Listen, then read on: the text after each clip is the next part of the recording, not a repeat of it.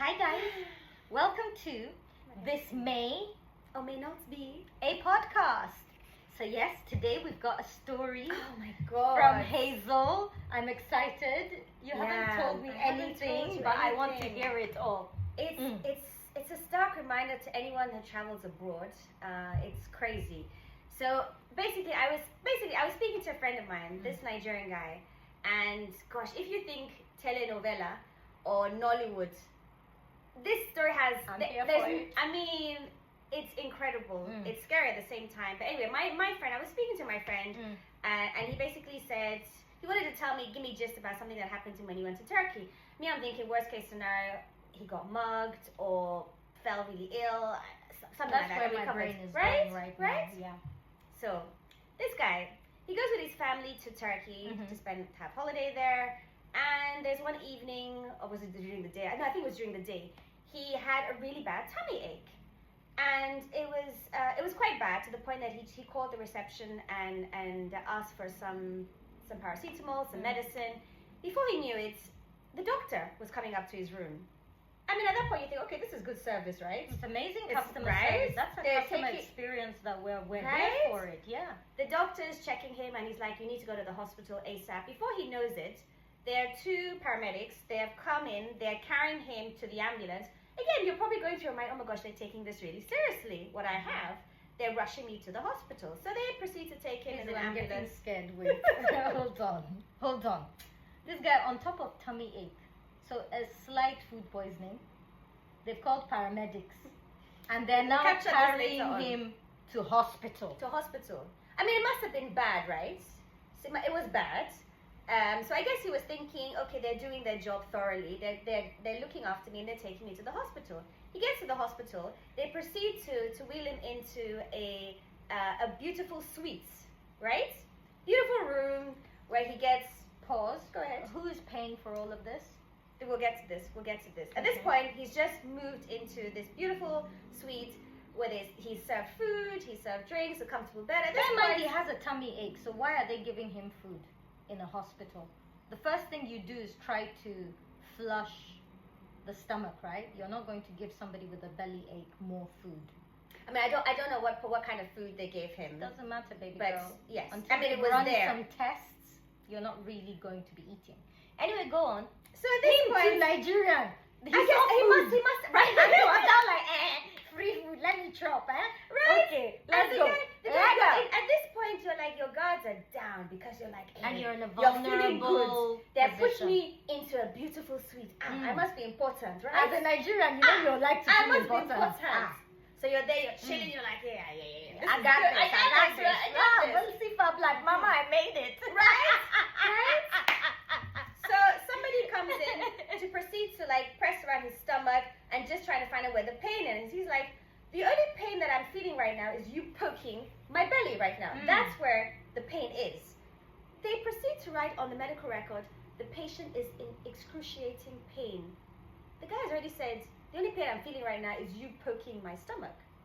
So they've written that down, okay?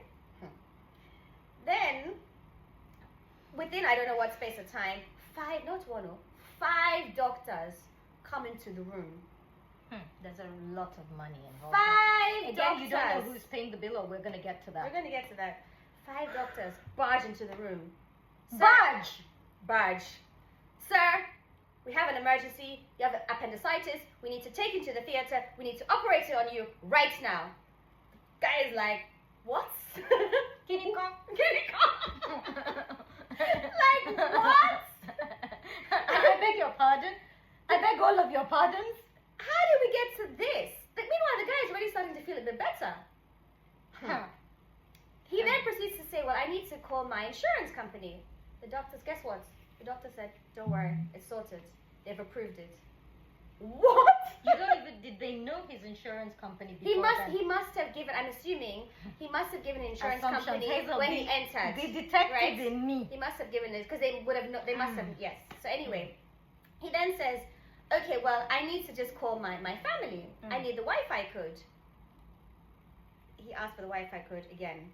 Don't worry, sir, we'll bring it to you. This went on for a few hours. He was not given Wi-Fi code.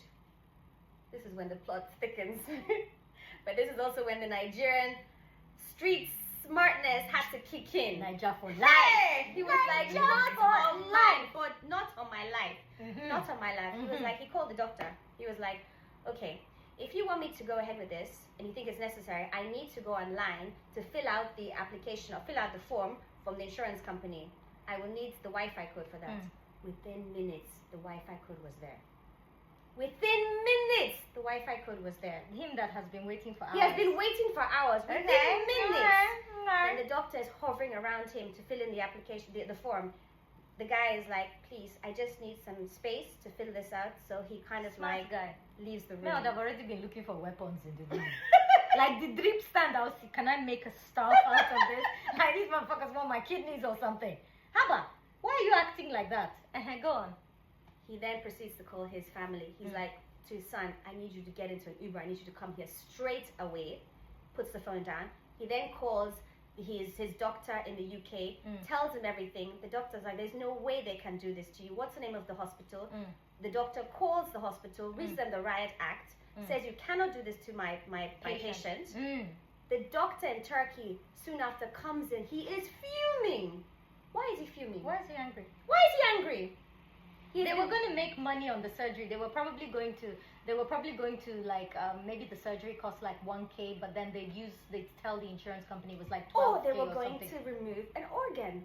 Maybe there was some money involved in this, commission based on certain organs that they were going to harvest from this guy. Why are they so angry? And why are five people coming made a in? joke about kidneys. Basically, where was I with the story? So yes, he told his son so to he come in told the Uber. He's called his doctor. Doctor has called this Turkish doctor. Exactly. Turkish doctor fuming. comes in Mhm. fuming, and basically he's then told, because the British doctor said he needs to undergo some more tests. At this point, I'm not quite sure if they did the test in Turkey or they did the test later on in the UK. But do you know what he ended up having? It was food poisoning. That's It's exactly what you it said. sounded like. Food poisoning. How do we go from Because food poisoning? appendicitis does not start after you eat. I've had my appendix out. I mean, it's possible that it does. I don't know that much. I'm not a doctor, right? But I do know that appendicitis is acute pain that pops out of nowhere. And also, the fact that he said the only pain he That was I'm feeling feeling, was when you you are press on poking my me. stomach. With the appendicitis, there's just one test. They ask you to lay on the side, and they press the side opposite. They ask you to lay like on your right side, and they press the On the side, sides, yeah. the left side, and then if you feel a pain in your right side, that means there's some slight inflammation in the pelvic region, and that's how they know. That's like the diagnosis for that. How on earth do you get from The fact that they food put him poisoning? And into a suite before they contacted his insurance company, it's they very wanted him suspicious. to feel. They wanted to feel at ease. They wanted his guards down. Not in Nigeria. Nigerians will always be like, "What do you want from me?" He was fine until there was a Wi-Fi issue, and then when he asked, That means they're trying to block. they're his trying to communication. block. They wanted to wheel him in to surgery. without You him haven't telling finished his your wife, next of telling kin his that should be waiting. nobody. No next of kin was informed. And then we need the name of this hospital from your friend. Right? Please, we need the name. But this is a stark reminder to anybody who's traveling abroad. You need to, I mean, this is rampant. And the thing is, he said a few days later, he saw the ambulance at the hotel again, but luckily, there was nobody there coming into the ambulance. He just thought, oh my God, is there another victim here? So we don't know if there's some sort of, No, that's some scary shit. that is scary. I'm sorry. But the moral of the story is, you need to get your Nigerian cred, street cred. Niger for life. You won't try that. That with is when Nigeria. it kicked in, luckily, it kicked in. And our survival instincts. If you can survive Nigeria, trust me, you have like 9 to 27 lives. But it's scary. It's scary because if this happened to my friend, this can happen to anyone. Yeah. And And he was this there is- with his family. He was Not there. even the imagine- fact that he was alone, he right? wasn't even alone. And God knows, he could have left without a kidney. He could have left with another organ. Worst case, that's worst. I mean, worst case, he may not even have survived. And then suddenly he died on the operating table. Okay, guys, we've told you, please, This stay is- smart, please, stay these are- safe, ask a lot of questions. Don't go to hospitals abroad without other people.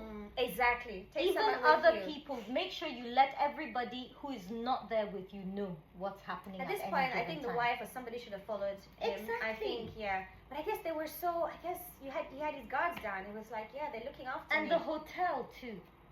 Everybody was in on it. Mm-hmm. Everybody was in on it. It sounded, the way he was treated, it sounded like there was a lot of money involved. And that's why And they were if so he pissed was off. not paying it, Mm-hmm. the people that were paying it, who were they, Well. and what were they paying it for? Is it a wealthy family that had offered them a commission for a Is it certain? not Warren Buffett that just got like his 6th heart transplant? I wonder at where 96? did they get? Where did Bear they in mind, get them people from? stay in queues for organs for years. But he's 96 and he's had 6 heart transplants. So convenient. They found all of them that the donors all fit his blood and everything. I forgot to adjust my conspiracy theorist in for her. Babe, I have to buy her some conspiracy theorist. I have At to. this rate, we Let's need take to it have. off. We're just asking questions. We just want to know. Yeah. We just want to know. Because with people with cancer are sitting for 10, 15 years waiting to get on the list. Mm-hmm. This guy, 96, that means every 10 years he's had a new heart. Maybe after 50 they started. So Anyway, guys, please please stay be safe. Please stay Use your safe. sense. You know that part? Go to settings in your brain. Go to the part that says my brain or my sense. Turn it to common. Eh? Please, common sense is key. Yes. We love you guys. If you like us, if you don't like us, please follow, subscribe, share. And yeah, sprinkle some love and positivity everywhere. Peace, guys. Have a fab day. Bye.